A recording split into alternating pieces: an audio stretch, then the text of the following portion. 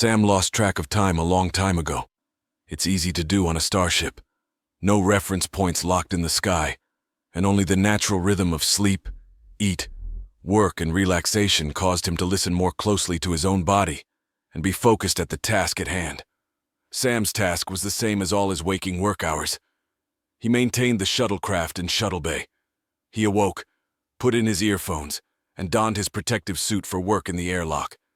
He danced down the hallway, the protective helmet socially separating him from everyone else busily going to and fro down the corridor. Once secure in the bay, he got to work. Special cleaning fluids had to be used in the vacuum. He poured some on a cloth and began cleaning the windows of his favorite shuttle, the Bethany. After the shuttle was cleaned and inspected, he set to polishing the floor. After it was shined, he walked over to the hangar controls. His list marked it as the day to test the hangar door mechanisms. He flicked the controls to sound the hangar bay alarm and opened the door. As it opened, a bright cascade of colored light poured into the hangar. Sam's jaw dropped. He looked down at the chart marking days and tasks assigned. Shit! Shit! Shit! Sam pinged his communicator on the side of his helmet. Come in, Bridge. Bridge, come in. Orbit, the ship AI responded. Hello, Sam. How can I be of assistance? Hey, Orbit, I forgot it's Tuesday. Are we conducting the engine test right now? The test is already over. Are we still in Rift? Yes, that is correct. Orbit, why are we still in Rift if the test is over? It appears that a diode was installed incorrectly, and engines have been locked at full throttle. Fuck, Sam said. Orbit, how long have we been in Rift? 4 hours, 10 minutes, and 23 seconds. Why hasn't anyone fixed it? The engineering team should have gotten it corrected by now. Cascade failures around the engine are currently leaking lethal amounts of radiation throughout the ship. What? Cascade failures around the engine are currently leaking lethal amounts of radiation throughout the ship. I got that. Put me through to the captain. The captain is dead. Put me through to Commander Carter then. Commander Carter is dead. Shit, shit, shit. Okay, get me anyone. For the last 4 hours, 9 minutes and 10 seconds, you have been the only crew on board. Sam's arm fidgeted at that. He was alone, on a starship, careening through space, and the only safe space was in the suit he was wearing. He looked at his spatial air reserve. He had 3 hours left. Orbit, will the engine power down on its own anytime soon? The power core will run out of power in approximately 42 years, 3 months, 4 hours, and 32 minutes. Okay. Sam paced back and forth. He shut the hangar door, blocking out the light, pacing in thought. Orbit, how can I stop the engine? To stop the engine, you would have to break the holding circuit, locking it in throttle. How do I break the circuit? I cannot advise that course of action. Why not Orbit? All methods currently available on ship to break the circuit would cause lethal damage to you, sir. Orbit, I have 3 hours of air left. Do you understand? You will run out of air or be exposed to lethal radiation at the end of that time period. Correct. Do you have any ideas how I can survive? Highest survival probability is to escape the ship, sir. Sam stopped pacing. He hit the button and opened the hangar doors back open. The multitude of colors streamed into the bay once more. He stared at the wall of light that marked rift space. Pinks, blues, purples, blacks, bright white, and hues the mind wasn't built to comprehend washed over the shuttles. Are the crew rations irradiated? Sam asked. Negative. The containers are protectively sealed, Orbit replied. Sam got to work. First, he went back into the airlock and rolled every spatial air reservoir over to Bethany. He then went into the ship. Cooked crewmen lined the corridor. Sam averted his eyes from the sight, focused on task at hand. He returned to the bay with a cart full of rations and water bottles. He checked his reservoir. 2 hours left. He loaded the supplies into the shuttle, and then went back for more rations. He grabbed an emergency kit, repair kit, his father's fragger, and print deck. He loaded the craft and then shut the shuttle door behind him. Orbit, I want you to download your main code and encyclopedia into the Bethany. Done. Good, okay. Any idea on how to exit Rift in a shuttle? No, sir. Sam sighed. You said escaping the ship is how I can live. Am I wrong in thinking of using the shuttle? You are correct, sir. However, the probability of survival is under 5%. Sam sat in the pilot's seat and started up the Bethany. She hovered in the bay, facing out toward the wall of light. Orbit, give me optimal trajectories. Calculating. A flight path appeared on the HUD. Sam eased the shuttle out of the hangar. It hung an open void beside the Corvette-class Calistode. The Bethany edged away from the hull of the ship. Slowly it dropped back along the length of the starship, nearing the edge of the rift bubble. Orbit, proceed with powering up the light shields. Light shields at maximum power, sir. Here we go. Sam edged into the wall of light. Tiers of black and red ruptured around the Bethany. The left wing was ripped off violently, it being caught in the rift as the shuttle was thrown back into normal space. The lights disappeared, and blackness returned to the HUD. White dots of stars shooting across the display as the Bethany tumbled off axis through space. Sam toggled thrusters and stabilized the ship. Status? He asked. Left wing lost. Main battery core ruptured. Backup operational. Radiation currently being drawn out. Cabin ready for pressurization. Sam walked into the cargo hold and rolled a spatial reservoir over to the cabin air terminal. He linked it up and hit the catalyzer. Earth-standard atmosphere filled the cabin. Pressurization complete. Sam unhooked his helmet and took a breath. He opened a ration pack and took a bite of meat stick. Well, this sucks. Sam woke up in the pilot's chair. With a yawn and a stretch, he got up and went back to the rations.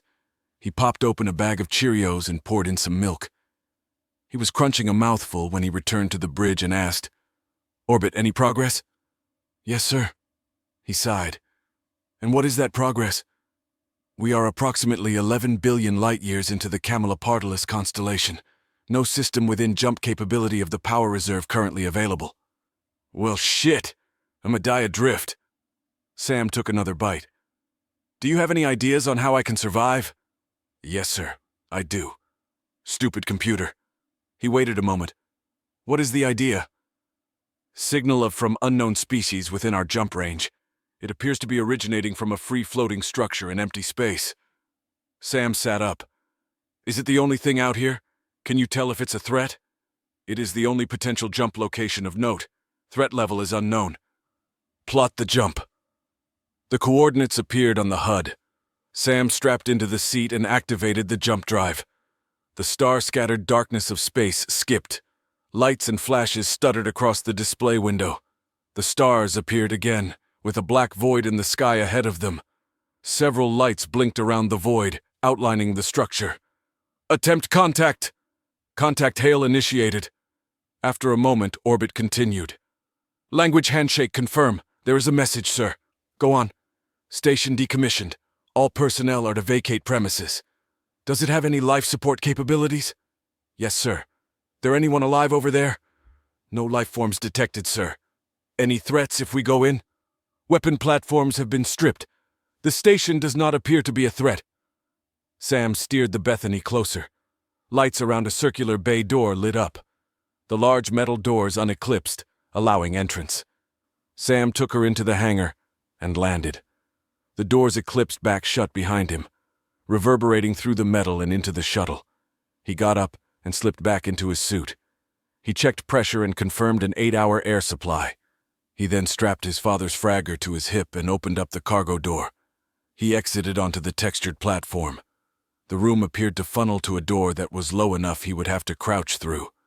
He stopped at the door, looking for a way to open it. Orbit, you able to access any controls for this door? Attempting. A yellow hologram half his size appeared before him. It looked like a stick insect with clothes with approximately 10 appendages. It walked on 4 legs, and 6 arms were waving motions at him, each arm ending in 2 scissor-like fingers. It is saying that the station is decommissioned, and that all personnel are to vacate. Ask it about non-personnel. The hologram stopped moving and lowered its arms. The door opened. It has no orders for non-personnel. Access level is undetermined and has reverted to open-door protocol.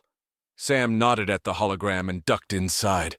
The door shut behind him, and an orange light flickered on. Air began filling the lock, and then the opposite door opened. Sam ducked through it and into a large circular room with a high ceiling. Orbit, Are you able to determine the air composition? Yes, sir. It is approximately 37% oxygen. The rest is a mix of inert gases. Should be safe to breathe. Sam popped open his helmet shield and smelled the air. A metal scent ringed with a hint of mint. Smells weird, but oddly pleasant. He looked around the room. You able to access a map of this place? Yes, sir, it has been made available to me, Orbit replied. Sam sighed. Can you send it to my arm HUD? A moment later, the map appeared on his arm display. The structure had a large tube in the center, and around it layers of spheres were concentrically built. Most of the structure was marked red, indicating hull breaches. The room he was in connected to 4 hallways, each splitting off like branches to node-like rooms. Got it. Any idea which way to control? The corridor on your left. Then take the branches left, right, and you will arrive there. Sam walked down the misty corridor.